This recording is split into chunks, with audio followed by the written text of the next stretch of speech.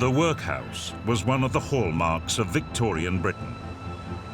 In an era before the welfare state, it was home to the poor and unemployed who had nowhere else to turn.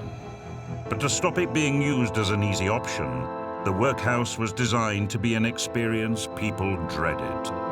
Anyway, Mary, thank you for being such a brave woman. This much-feared institution didn't finally shut its gates until 1948. In just over 100 years, 16 million people had passed through its doors. These were the massed ranks of Britain's underclass, the unemployed and homeless, segregated and stigmatized by a society which regarded poverty as a crime. It's really bad. I know. It's really bad. 1 in every 10 people in Britain today has a family connection to this notorious institution through a direct relative. I think a lot of things were not told to me because she was either ashamed or embarrassed. Oh dear. To keep out the undeserving poor, in today's terms, benefit scroungers, workhouse life was made so harsh that only the desperate would consider going there. Within 4 years, they're sending these people in front of machine guns to fight a war for them on their behalf. But as the workhouse moved into the 20th century, its original mission to punish the poor was replaced by new ideas about social welfare. Workhouse inmates now had the chance to start afresh with renewed hope and meaning. My mother would have been 2. Right. So he would have seen his granddaughter. Yes, yes. Actor Brian Cox and novelist Barbara Taylor Bradford will discover how their families eventually escaped the workhouse. And actress Felicity Kendal will trace her family's workhouse secret from tragedy to triumph in the face of overwhelming odds.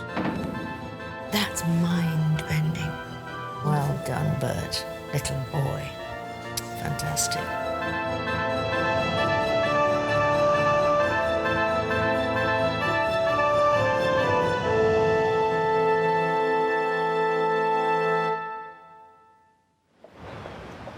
The Victorians were people of high moral principle, God-fearing and Christian. To them, the workhouse was not just a place for the poor and the helpless, it was also where social outcasts ended up when they fell foul of this highly ordered society.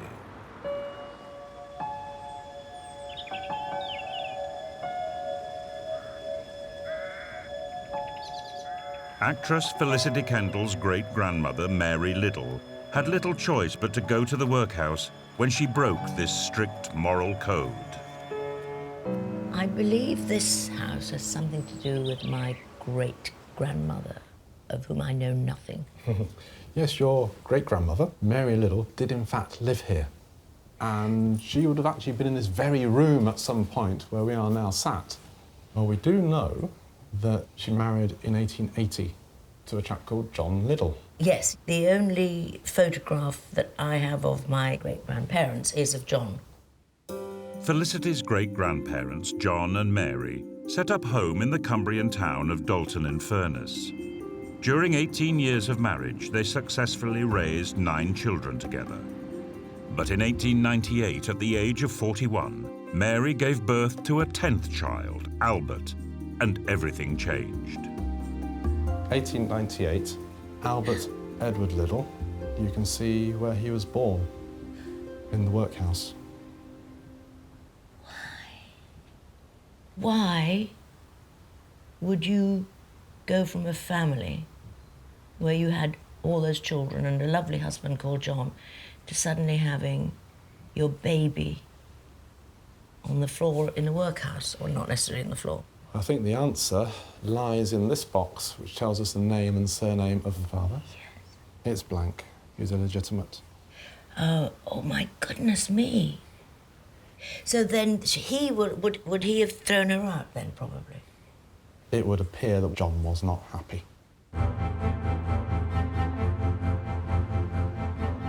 Having become pregnant by an extramarital affair, Mary joined the thousands of other disgraced women forced to give birth in the workhouse because of the social stigma of illegitimacy. Some workhouses even had special uniforms for these women, waspish yellow and black stripes, calculated to shame them and to warn others to avoid them.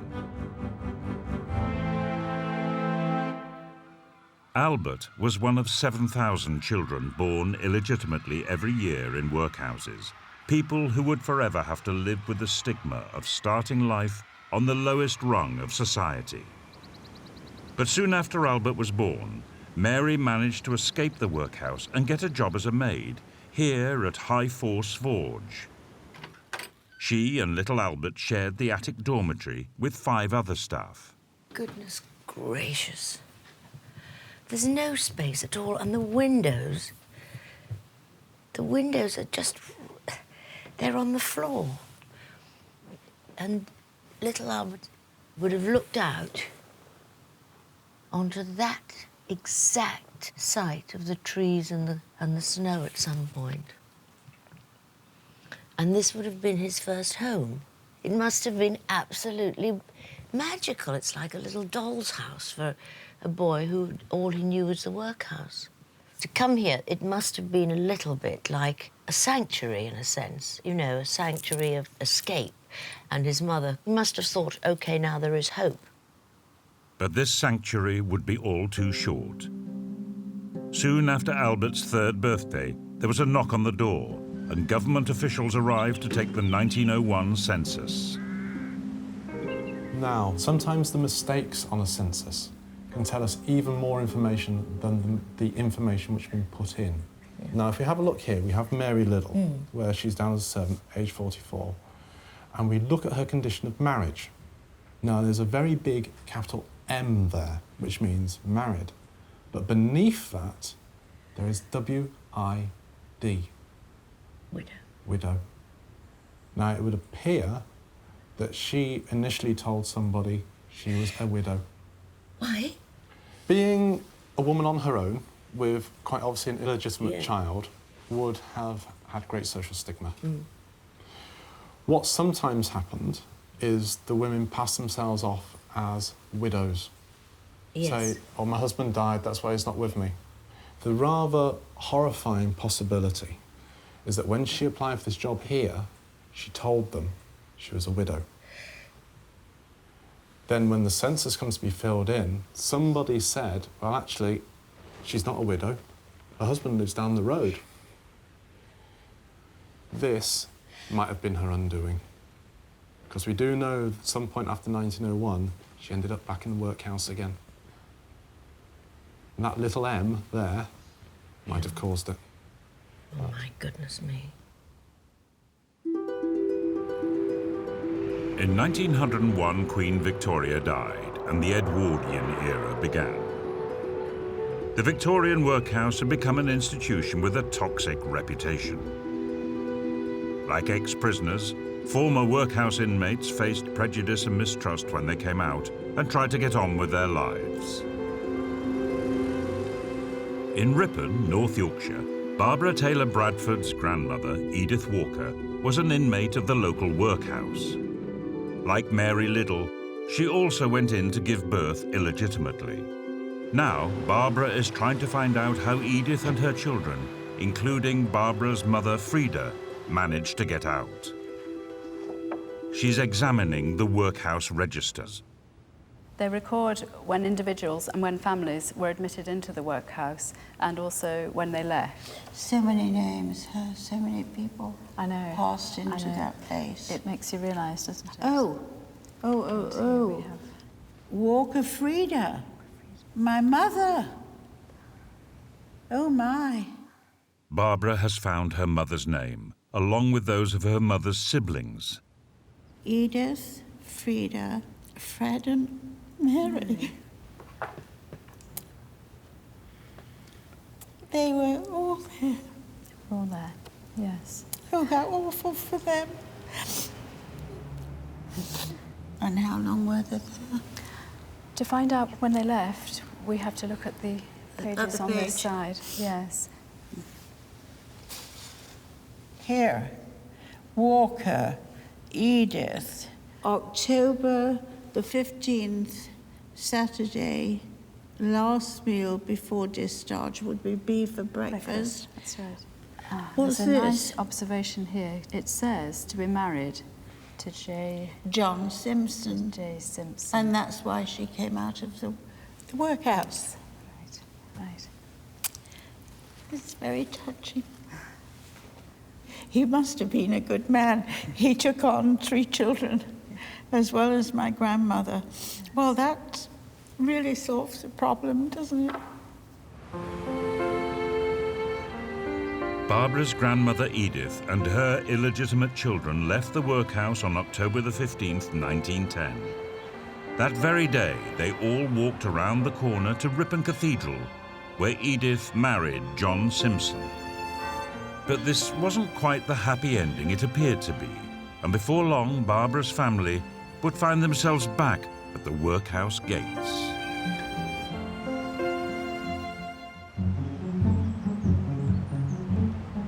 The workhouse was designed to provide food, shelter, and basic health care for the innocent poor, whilst putting off the idle poor from using it as a soft option. But by the beginning of the 20th century, it had become a victim of its own success. The pauper inmates were now almost exclusively the old, the young, and the sick. Actor Brian Cox's great-grandfather, Patrick McCann, was an unskilled labourer, an Irish immigrant fleeing from the famine. He had come to Glasgow to find work, but an accident left him disabled and unemployed. Patrick, also suffering from bronchitis, became a familiar face at the workhouse gates. However, the authorities doubted his integrity and branded him a malingerer, someone who was trying to cheat the system. Malingerers and others of questionable character. Bastards. Living in Glasgow's poorest districts, Patrick's health got worse and worse until he eventually ended up here at Gartlock Asylum, outside the city. Brian wants to know how Patrick's problems spiraled out of control before he was finally declared insane. If you look at the illnesses, they're fairly typical. Bronchitis, chronic bronchitis. He has hernia as well, but that's being a labourer on 60 shillings a week. He would not have been able to afford a GP, nor would have been insured for GP care. So the poorhouse was basically his general practitioner care. So that was like going to the doctors? Yeah, yeah. So every time he went to the poor house, it was because he needed some kind of treatment? That's right. I mean, if he was ill, and they could diagnose his illness, why did they give him this thing of, that he was a malingerer? They felt that individuals such as Patrick should have been able to look after themselves better. What do you think? Highly unlikely. Highly impossible. Specialised medical treatment had to be privately paid for. But in the 1880s, the workhouse introduced professional nursing and separate infirmaries for the poor, developments that formed the bedrock of the modern NHS. But Patrick wasn't seeking help just for himself. His wife had died, making him a single parent in sole charge of his 6-year-old son, Brian's great-uncle, Samuel. He applied to have Samuel taken into care, but from the records it cleared that they refused in the first instance. Why would they refuse? It was not normal to take up a parent's request like that at the time, because that would seem to be that you were giving in to the parent. If they accepted Samuel in, they would probably have thousands of parents trying to bring their children in to be fostered out, which was not their policy. Is it nowhere taken into account that this boy has lost his mother? His mother's died, and that his father is a single parent? Not at that time, because there would be many children with either mothers or fathers looking after them, i.e. in single So who parent. was expected to look after them? His father was expected to look after him. And also work? And also work. He's just emblematic, my great-grandfather, emblematic of an epidemic of poverty. And he's trying to give validity to his life, you see that. You see that he's trying to deal with his son, he's trying to deal with And his own dignity, you know, this endless attack on your dignity. He just fought the system. He said, no, I'm battling on. So there's something heroic in his story in the end. I'm sorry, it's very upsetting, this. The man was trying to make sense of it. And I think that's the legacy that he leaves his great-grandchildren, is trying to make sense of it.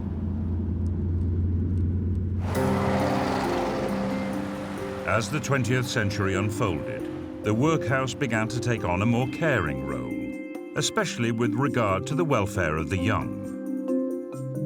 The Victorian image of Oliver Twist and child labour was replaced by the Edwardian ideal of Peter Pan, a model of childhood innocence we would all recognise today.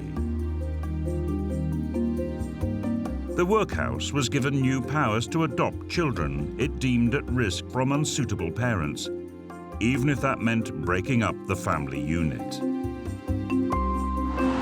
Felicity Kendall's great-grandmother, Mary Liddle, stood accused of squandering her family security by having an extramarital affair. After giving birth to Albert in the workhouse and a brief period of employment, Mary was about to end up there a second time at the age of 45. Well, I'm quietly dreading the next bit, actually, because I don't know how going back to the workhouse twice can end happily. I don't think the dice are going to roll in her favour, quite frankly. Mary's workhouse records are kept at the Cumbria Archives in Barrow-in-Furness. We have a record for her from 1902. And that's in here, is it? This is in here. Little Claude. Who's Claude? Well, if you follow along... Born in the house. Yeah, mother. Mary Liddle. Illegitimate. And she's had another one. She had another one? Yes. Do you know this woman is an extraordinary creature? I think... And at her age, Jesus, she's a goer, isn't she? But where's Albert? Shouldn't he be here? He should. So where is he? Well, if we go to the minutes of the Board of Guardians... Medical officer's report. Recommendation. Albert Edward Liddle, aged 4, be under the control of the guardians until he attain the age of 18 years. He's taken into the control of the guardians. This is too much to bear. It's a new practice that has come in. The Board of Guardians is allowed to adopt children that they feel are in danger. Children whose parents have died, children whose parents are in prison, or children whose parents are of a low moral standing. And I really think that they would have tarnished Mary with that brush, whether or not she deserved it. And it's this Victorian ideal that if a woman has an illegitimate child or a child that's the result of adultery, the woman is responsible for the sin. It's heartbreaking.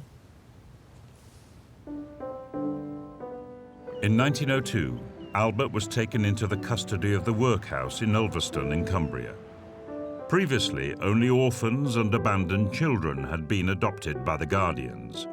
Now, any vulnerable child could be forcibly removed from its parents and taken into care. That year, there were over 7,000 children like Albert in workhouses across the country. The earliest examples of a child welfare policy we still have today. At Ulverston, Albert was housed in a special children's block and segregated from the adult inmates, including his mother.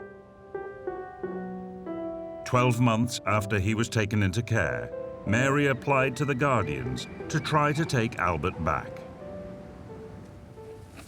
This is July 1903. So this is a year after Albert's been adopted. The application of Mary Liddle for her son Albert, who had been adopted by the guardian, be not granted. Oh dear, this is getting grimmer by the minute, isn't it? So Albert, at this point, she cannot have back. No, she's lost all parental right to him. Yes. Albert, little Albert. And he was, how old was he now then? He would have been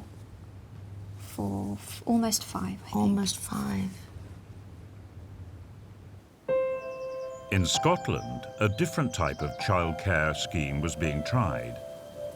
Rather than raising pauper children inside the workhouse, they were fostered out to new families far away, offering them the chance of a new life. Brian Cox's great-grandfather, Patrick McCann, sought to have his son Samuel fostered out. He was initially refused. When Samuel was 10, the authorities relented and agreed to send him to a family in Ayrshire. The farmstead Samuel lived in is now derelict. So where have you brought me now? This is where Samuel would have been boarded out, fostered out to this farmstead here. As you can see, it's a far cry from Glasgow and the Cacaddens and Barnhill. You can actually see the sky here a wee bit. Well, this is actually the Doon Valley. Oh, this is Burns. We're right in there. This is your banks and braes of Bonnie Doon. Well, you can see How can you bloom so fresh and fair? You can see the banks and braes here very easily. And this would be the suit of clothing, the set of suits of clothing he'd be issued with. And then each year he was here to get another new set of clothing, and it would enable him to be otherwise indistinguishable from any local boy. The last thing they would want to do would be to make him appear a pauper in this particular area and perhaps be called So a names. lot of this, I have to admit, there's quite a bit of care has gone into this. Yes. Just when you're about to write somebody off, you just suddenly see something like this, which is very dear. So would these be the dwelling houses? Yes. These would be the farmstead dwelling houses where farm servants and their families would live. And he would be with the farm servants? He would be with a farm servant, yes. By coming here, Samuel could start a new life, very distant from his life in the slums. We've spent 4 years since he first went into the poorhouse with his father. And it's taken Patrick all that time to convince these people to put his boy into care. Yes, yes. It's the fact that he just persisted, he just went on, you know. It's heartening. He got his lad out of it. Samuel was one of over 6,000 children to be fostered out to families in Scotland every year. With a strong tradition of community welfare, Scottish children were able to start new lives, free from the weight of poverty. The success of bringing up children in crofters' cottages like these led to the scheme being adopted in England at the end of the 19th century, paving the way for the modern foster home system. Meanwhile, an even more radical child welfare policy was gaining momentum, to send poor children to the other side of the world. In Ripon, North Yorkshire, Barbara Taylor Bradford is in the town hall trying to find out what happened to her family after they left the workhouse. Her grandmother, Edith, married John Simpson in 1910, and they went on to have 3 children together. 14 years later, those same children, Barbara's mother's siblings, would also end up in Ripon Workhouse. Here, Norman Simpson, Simpson Francis, Simpson Edith. All 3 children were admitted on the same day, the 22nd of December, 24. 1924? Yes. My grandmother was dead. Was dead. So what happened to Mr. Simpson? Was he dead or alive or? No mention of him coming in. Simpson, here we go. Simpson Norman, Simpson Francis, Simpson Edith, and they all left at the same time, discharged into care of NSPCC. What does that say? It says for removal. Removed to Dr. Bernardo's home. Yes. The National Society for the Prevention of Cruelty to Children had been given statutory powers in 1889 which allowed them to take vulnerable children into care. Using these powers, they plucked the Simpson children from Ripon Workhouse and placed them in the custody of Dr. Barnardo's, a private charity established to look after orphaned and abandoned children. And Barbara is writing to see if they can shed any light on what happened to her mother's brothers and sisters. In Cumbria, Felicity Kendall's great-grandmother Mary Liddle had to give up her son Albert to the workhouse when she was pregnant with another child, Claude. Having lost Albert to the system, Mary then lost Claude when he died of diarrhea aged 18 months, a common cause of infant death amongst the poor. Claude would have been Felicity's great-uncle. He is buried in Ulverston Cemetery. Is that the number of the grave? The grave number's 344A. Just I line them up using those headstones there, and it's in this area. Oh my goodness. With there not being a headstone, it's difficult to identify it precisely on the ground. Can I leave you at the graveside? Yes, yes. I wouldn't do flowers, because I'm Jewish, so I'm just going to lay some stones. There's your view, little Claude. Oh dear, oh dear. Well, I think the thing about Mary, one of the things that I'm taking away from her story, is that it was tragic, and this obviously is the ultimate tragedy. But having buried little Claude, she may have been grateful that at least Albert was safe, and that he would be looked after. But I don't know. You know, the other way you would react as a mother is, oh my goodness, what if he's ill? And I can't be there to hold his hand and mop his brow. The authorities prevented Mary from seeing Albert again. She moved to another workhouse and disappeared from his life. Albert stayed in Ulverston Workhouse until he was 16 years old. With no known family to go to, he faced the issue of what to do with the rest of his life. The stigma of the workhouse meant that Albert had limited job opportunities in the world outside. So, in 1915, he followed the example of thousands of other workhouse boys and enlisted to join the army. Back in Yorkshire, Barbara Taylor Bradford is with her husband, Bob. Dr. Barnardo's have responded to her letter of inquiry. Oh, well, this is interesting. It's from Dr. Barnardo's. Let me see what is here. I can't work. Oh, it's all about, I saw names of my mother's brothers and sisters. All right. Good. Go ahead, then.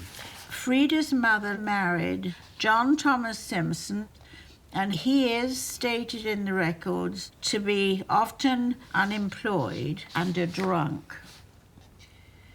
Well, she didn't obviously have good taste in men. Following the mother's death, the children were grossly neglected. When an NSPCC inspector visited the family, they found the children to be in a dirty and verminous condition. Oh, God. The children were twice admitted to Ripon Workhouse, and Simpson was later fined £5 for their neglect. In February 1925, Simpson was serving a 3-month prison sentence for their further neglect. Not a happy story at all. No wonder I was never told this story by my mother. Oh. Following their admission to Barnardo's on 30th of May 1923, they were migrated to New South Wales in Australia. Barbara's aunts and uncles were sent to the colonies as part of a wider scheme that dated back to the 1700s to resettle poor children thousands of miles away from their parents and the roots of poverty. In Scotland, Patrick McCann's youngest son, Samuel, was living with foster parents in Ayrshire, almost 100 miles away from his father and home city of Glasgow. Patrick also had 2 grown-up sons. They too had left Glasgow and moved to Dundee on the east coast of Scotland, leaving Patrick alone in his battle against chronic illness and poverty.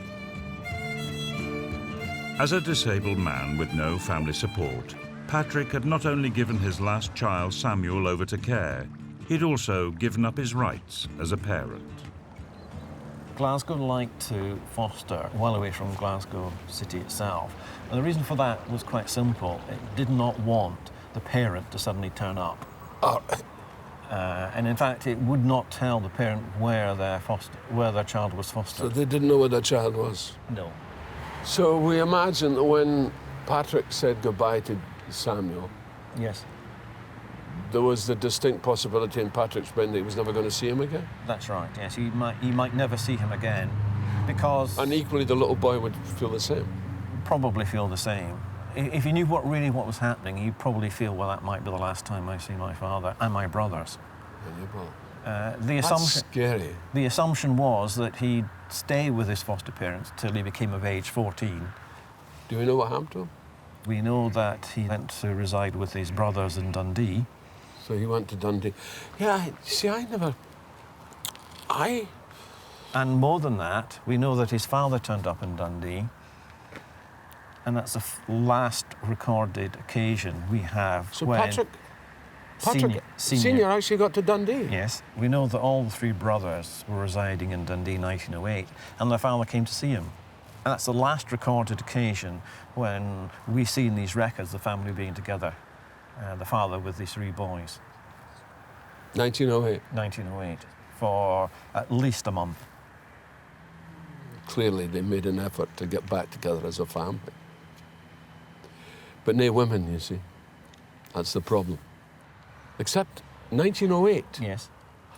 Oh, my God. My mother would have been 2. Right. So he would have seen his granddaughter. Yes, yes.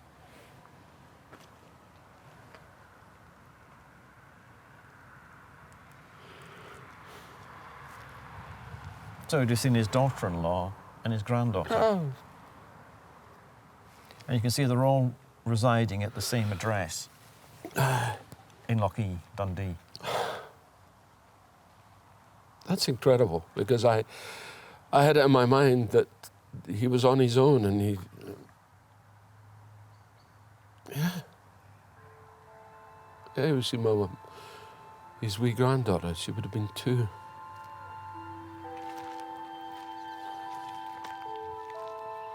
Three years after being reunited with his sons and meeting his baby granddaughter, Patrick died of pneumonia. He was just 54 years old.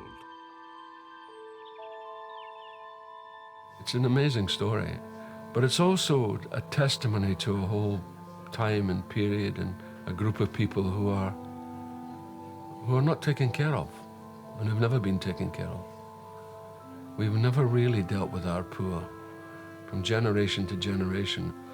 These situations teach you that the only way is this sense of our responsibility for one another. That's the only way. And if we don't have that sense of responsibility for one another, our world is chaos.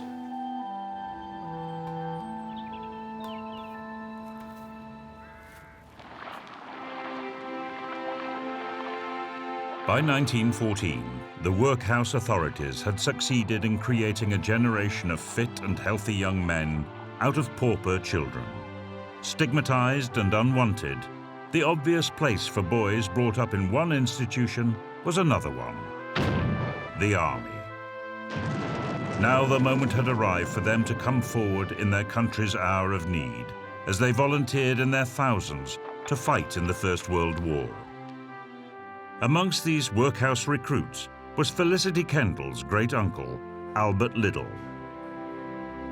So we know he enlisted in 1915, and in 1916 he was sent to the front, and he was sent to Ypres just on the eve of the second big battle there, which was slaughter.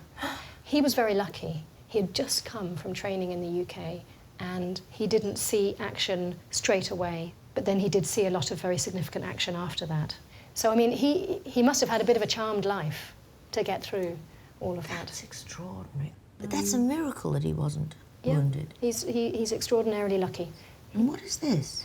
That's just the record of his service. It shows that he got the British War Medal, Victory Medal. It's not a decoration for honour, it's just a kind of, I was there. Yes, but it is nice to have. You know, I mean, well that's done. huge. That is huge. That is huge, to have something written down that says this is what you've achieved. That must have given him quite a... Yeah. I mean, for a pauper child from the workhouse to have served, to have survived, to have received a medal. Having a medal, this must have been the first time in Albert's life that anyone had ever said to him, you're special. And it might have meant that when he came home, people saw him differently. I think that would have made all the difference in the world to him. Yeah. Extraordinary. After the First World War, the government offered Albert and all other returning soldiers free passage to Australia. The post-war economy in Britain was in recession, and for a workhouse child, emigration offered the chance to build a new life free from the stigma of pauperism. 17,000 ex-soldiers took up the offer to establish themselves as colonists and pioneers. Albert left for Australia in 1922. Barbara Taylor Bradford's mother's siblings all ended up in the colonies as well, but they didn't volunteer. They were sent there by Dr. Barnardo's, having originally been taken into the care of the workhouse. Barnardo's was one of a number of charitable organisations who, backed by the British government, took pauper children and forced them to migrate to the other side of the world. The last one of Barbara's family to leave England was the youngest of her aunts and uncles, little Edith. By now, Barbara's mother, Frida, was married and working as a nurse in Leeds. Bob, now look, this is from my mother. Dr. Barnardo's have sent copies of letters they exchanged with Frida. Dear Madam, she's writing to Barnardo's. I write to you to ask you if you can give me any information concerning my youngest sister by name Edith Simpson. She was taken into one of your homes when she was a small child, between 5 and 7 years. Oh, how sad. She didn't know where her little sister was. Now, here is the reply. Dear Madam, your sister Edith went out to Australia with one of our parties in April 1928. And Edith is extremely happy and is getting on nicely out there. The principal says that Edith has good reports all around. Dear Miss Picton Turberville, she now has a name, it has taken a great load off my mind to know little Edith is still alive and doing so well. I am so glad to know that. Oh, she may have thought she was dead. Yes. But now I am happily married and have a nice cottage of my own in a nice part of the city. I have been hoping that I might be allowed to bring Edith to live with me, as I could take good care of her now. Oh, she wanted a sister. I want to ask this one favour of you. Do you think she would be allowed to come home and let me have her to live with me? Oh, she wanted her little sister, didn't she?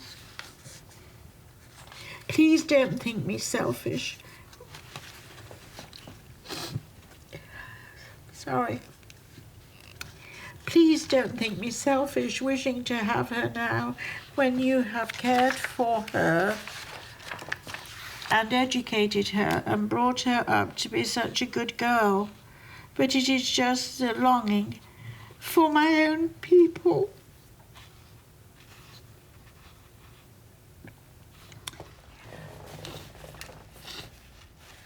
My mother must have longed. She says it, my own people. Yes, of course.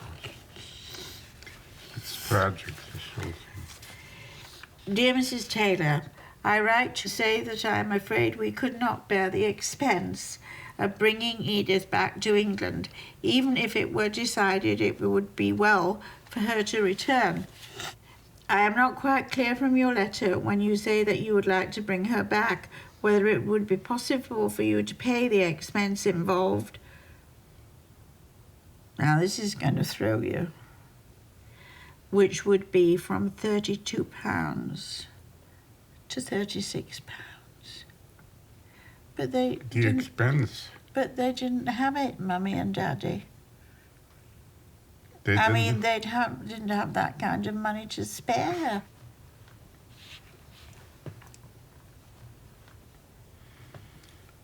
She was a good woman.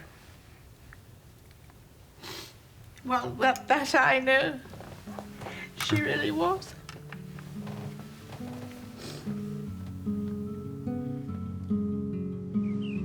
In total, 150,000 children were sent overseas under the scheme. The last of them left Britain as recently as 1967. Since then, there has been official acknowledgement of the cruelty of this forcible migration policy. In 2010, Prime Minister Gordon Brown formally apologized to all those families who had been affected. Frida died without ever seeing her sister again. Bernardo's last known record of Edith was that she was still living in Western Australia in 1937. Felicity Kendall's great-uncle, Albert, made the most of his opportunity in Australia and ended up owning his own farm. The first record we have is this one, his certificate of marriage. He married Rachel, an Australian woman. Rachel, my favourite name. What I'd love to know, is he called Billy? He was called Bob. Bert. Bert? Bert. They called him Bert. Oh, Bert. And he's listed as a farmer. And Mary is there as his mother and father. Oh, my goodness, he's got John Liddle there. It's amazing, isn't it? John Liddle was Mary's husband, the man who threw her out when she became pregnant illegitimately with Albert. He lists John Liddle as his father.